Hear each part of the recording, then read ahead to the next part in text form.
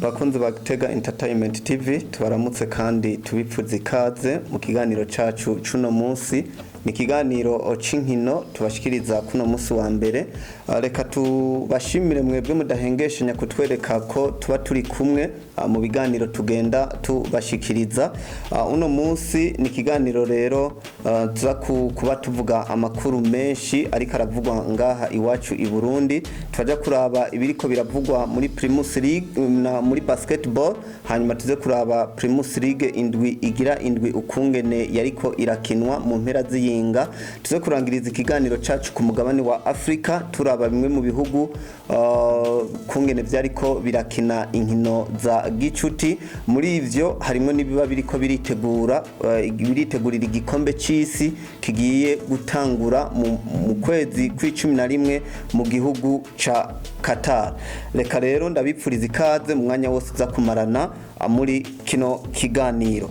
Dutangure muri basketball ku munsi wejo hariko harugurugwa ihiganwa ryitiriwe incungu Coupe des Zéros. Nihiganwa ryateguwe nishira hamwe ry'umupira w'amaboko mu Burundi Febabu ariko ku bufatanye na Fondation Pax Burundi. Iryo higanwa rero rikaba ryariko rirugurugwa ku munsi wejo mu gisagara ca Bujumbura, aho habaye urukino rumwe rwariko rurahuza imigwi y'Urunani na Aigle Noir. Mu nkino zo kugurura iryo higanwa Urunani ruza gutsinda byoroshe cyane uno mugwi wa Aigle Noir ibitsindo amanota agera ku 108 kuri 56 ya Aigle Noir. Urukino rurangira uko, ariko izindi nkino zizoca zibandanya mu mpera z'inondwi. Niho hategekanijwe yuko iri higanwa rizoca ribandanya, tuzogenda atubigarukako. Tubibutse kandi yuko ni higanwa rizosozegwa kwigenekerezo rya 21 ukwezi kw'icumi. N'umunsi dusanzwe twibuka incungu ya demokrasi President Melchior Ndadaye, ariko imbere yaho izindi nkino zizoba zagiye zikinwa zitandukanye. Ni mu ntumbero yo kwibuka izi ncungu z'u Burundi. Rwagasore Louis warondeye ukwikukira ku Burundi hamwe na President Melchior Ndadaye ari incungu ya demokrasi ngaha mu gihugu cacu. Tuve ngaho dusimbire muri football.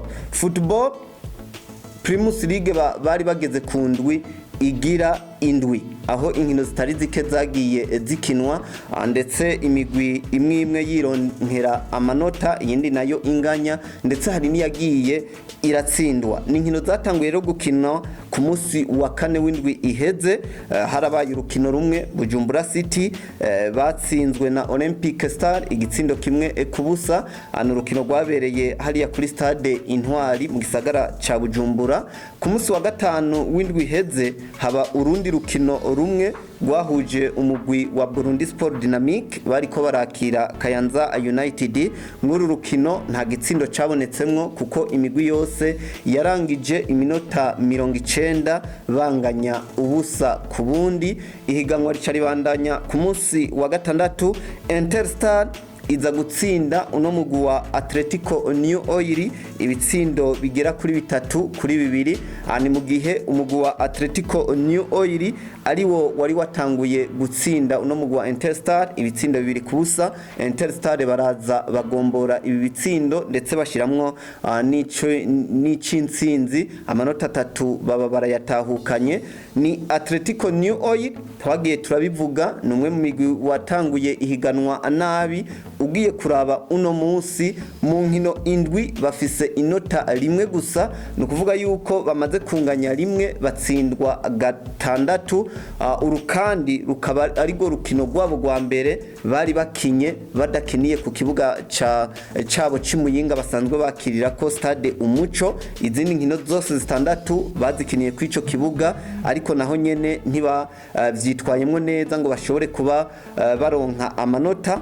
Uno munsi rero ni Atletico New Oil abatari bake batanguye kwibaza ikibazo yoba ifise, barabiye ku biharuro kubiza birava mu nkino baba ariko barakina. Ariko uko biri kose hajya dukunda kuvuga ngo haracari kare mugabo uko umunsi uvamwo tuba turiko turegera imbere. Atletico New Oil ntirikiroroherwa muri zino ntango zihiganwa, turindire turabe uko bizogenda ko bashobora kuza bakabikora neza bakaronka amanota kuko navyo birashoboka. Interstar birongera intsinzi yabo igira kabiri kuva ihiganwa aritanguye kuko mu nkino zitandatu bari bamaze kuba batsinda urukino rumwe, baraye ku munsi wa gatandatu rero batsinze urukino rwabo rugira kabiri, gutyo bibafasha kuba bigira imbere ndetse bagira n'icizere yuko bashobora kuza bakabikora neza kuko baranabisezeranije abakunzi babo yuko baje kandi baje gukora ibintu vyiza cyane kugira ngo bashobore kuba baguma mu cicaro ca mbere. Urundi rukino rwabaye ku munsi wa gatandatu ni Tigre Noir bariko bakina n'umugwi wa Bumamuru uherutse kuba uva gukina izi nkino za Coupe de la Confédération Africaine, nibo bari baserukiye Uburundi, gutyo bashobora gusezererwa n'umugwi wo muri Ethiopia. Rero urugwaro rukino rwabo baje gukina inyuma yuko bavuye mwizo nkino.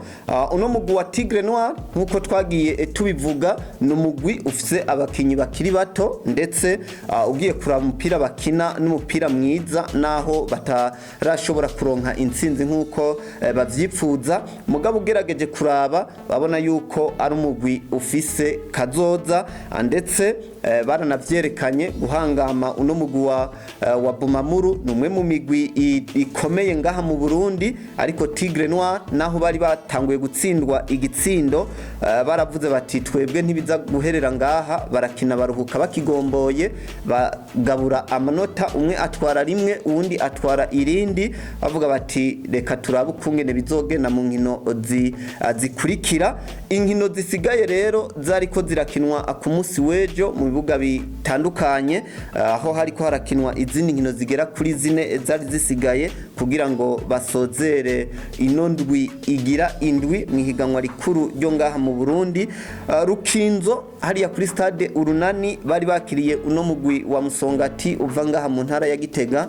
Urukino rwagiye kurangira ari bitsindo vyarabuze kuko banganije ubusa ku bundi, nta washoboye kuba atsinda igitsindo muri rukino, bagabura amanota, umwe atwara rimwe undi atwara irindi.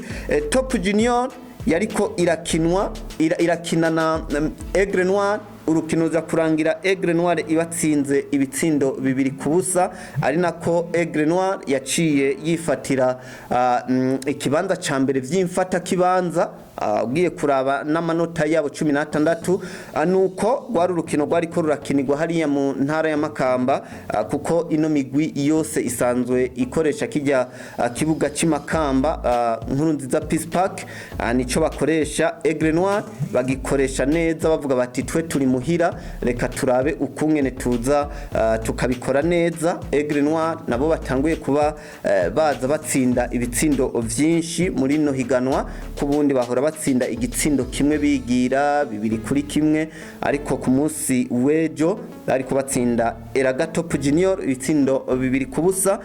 Urundi rukino yari Magara Young Boys bariko bakina nuno mugwi wa Vitaro, rukino rwabereye kuri stade Intwari, imigwi yose yo mu gisagara ca Bujumbura. Vitaro bavuga bati mwebwe mwaje muje vuba, reka tubahe ikaze tubereke ukungene bikogwa muri Primus League. Vitaro iza kubatsinda ibitsindo bigera kuri 2-1, bavuga bati reka tugeze ivyo bitsindo 2-1 byari bimaze kugira ngo Vitaro yironkere amanota 3, nabo babashe kwegera imbere ku rutonde mfata kibanza gwiri ihiganwa. Urundi rukino rwari runindiranywe igishika n'abatari bake, rwari rukino rwariko ruhuza umugwi wa Flambeau du Centre n'umugwi wa Messager Ngozi. N'imigwi ibiri iyihuye usanga baba ariko barakina urukino rumeze neza, bamwe bavuga bati reka tubatsinde, abandi ati twebwe naho turi muri academy imwe reka tubereke yuko twabatanze kubaho, abandi nabati reka natwe tubereke yuko atariko bimeze. iheze n'urukino rero rwari rurindiranywe igishika n'abatari bake bavuga bati reka turabe uno mugwi wa Flambeau du Centre ukungene uza kuba uvyitwaramwo na cane ko nabo nyene bari baje bavuye gukina inkino z'imigwi yabaye iya mbere iwabo CAF Champions League ndetse baranavyitwaramwo neza mu gukuramwo umugwi wa Al Ittihad Tripoli mu gihugu ca Libya. Rero ku munsi w'ejo rwari urukino rwatanguye ubona yuko imigwi yose ikaniraniye yaba Messager Ngozi irondera intsinzi Flambeau du Centre niko kuko ariko ibitaje korohera umugwi wa Messager Ngozi kuko waje gutsindwa ibitsindo bigira kuri 3-1. Abakunzi ba Flambeau du Centre bavuga bati ivyo byose umugwi wacu turabona yuko ubu uhagaze neza, bavuga bati tuzobikora neza nibabandanya kuri urugero bariko. Messager Ngozi baragerageje kurondera ibitsindo ariko umunyegori wa Flambeau du Centre ntibahezwa Dieudonné nawe ababera ibamba kuko yakuyemwo imipira ibikomakomeye yagiye itegwa n'abakinyi ba Messager Ngozi barabukungene bogombora bino bitsindo ariko ntivyashoboye gukunda. Na Flambeau du Centre ntiyari yicaye naho yari imaze gutsinda ibitsindo bigira kuri 3. Warabona yuko ari wa mugwi ugifise inyota yo kubandanya utsinda n'ibindi bitsindo vyinshi na cane ko ubusanzwe arongoye uno mugwi bariko barabakira bavuye muri Libya yavuze ati nivyo muratsinze umugwi wo muri Libya mugiye kuba mukina n'umugwi wo muri Misiri Zamalek niwe bazoca bahura muri CAF Champions League. Ati nibaze yuko imigwi yo ngaha iwanyu yoyo atarugutsinda nyene vyoroshe kandi ibitsindo vyinshi. Rero sinzi yuko ari ivyo vyoba vyabatumye bavuga bati reka duhere kuri Messager Ngozi twerekane yuko tuhari, reka turindire turabe ihiganwa rirabandanya tuzorabe mu zindi nkino uko bizoba avyifashe. Ariko muri rusangi rwari urukino ugwiza rubereye ijisho haba ku mpande zose kuko rwari urukino runyaruka imigwi yose ya satirana.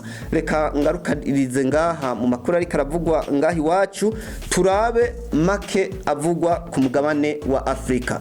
Ku mugabane wa Afrika nta vyishi tuza kuba atuvuga atari nkino za kivandimwe ziriko zirahuza ibihugu bimwe bamwe bitegurira inkino z'igikombe c'isi abandi bavuga bati reka turabe urugero rw'imigwi yacu tugezeko na cane ko mu misi iri imbere bagiye kuba bazogaruka bakina bariko bararondera itike yo gukina CAN izoba mwaka w'ibihumbi 2024. Ku munsi wa gatanu Brazil yari kiratsinda igihugu ca Ghana ibitsindo 3-0.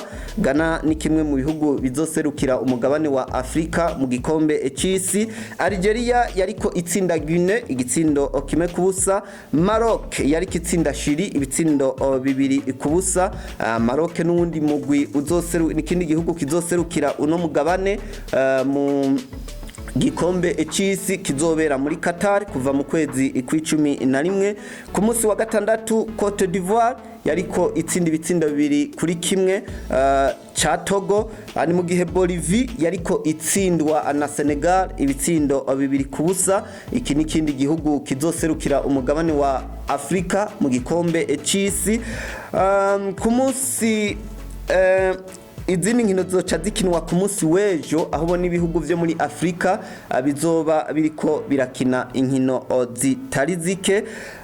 Imbere yuko ndababwira inkino bazokina ku munsi w'ejo ugerageje kuraba bino bihugu bizoserukira umugabane wa Afrika mwizi nkino z'igikombe c'isi ivyagerageje kuba abikina inkino za gicuti ku munsi wa gatanu no ku munsi wa gatandatu. Urabona yuko Maroc yaratsinze, Senegal yaratsinze mu gihe Ghana yoyo itashoboye kuba itsinda. Ariko ugereranije kuraba nuko igihugu bakinye na Ghana kirakomeye kandi gifise kahise gakomeye cyane mu mupira w'amaguru ugereranije n'ibindi bihugu byariko birakina nka Bolivie, ariko Maroc nayo nyene ntitwovuga yuko yakinye n'igihugu coroshe kuko Chili ni kimwe mu bihugu ku mugabane wa Amerika y'Epfo gikomeye cyane. Ku munsi w'ejo rero bazoca babandanya izindi inkino Corée du Sud isaha bazoba bariko barakina na Cameroon, kindi gihugu kizoserukira umugabane wa Afrika. Cote d'Ivoire bakine na Guinea, Brazil bazoca bakina na Tunisia, n'ikindi gihugu kizoserukira umugabane wa Afrika mu gikombe c'isi. Maroc bakine na Paraguay, Algeria bakine na Nigeria. Nuko niko ba avyifashe. Nicaragua bazoca bakina n'igihugu ca Ghana, nuko bizo vyifashe mu nkino za gicuti ngaha ku mugabane wa Afrika. Reka ikiganiro cacu cuno munsi tukigarukirize ngaha. Ndabashimire cyane mwe mwese twabanye kuva mu ntango gushika kihere, ariko ukaba wipfuza kubandanya ubona ibindi biganiro tubashikiriza, ndagutumire kuca ku rubuga rwacu Facebook, aho uza gusanga Gitega Entertainment TV, ariko no kuri YouTube naho nyene uradusanga ko Gitega Entertainment TV. ni uhashika ugire gem, hanyuma usangize inkuru abandi, hanyuma komantere zawe turazikeneye uko ziba aziri zose kose. Ntibagire kugira subscribe kugira ngo ushobore kuba ubona ibiganiro byacu bikurikira. Ndagushimire cyane.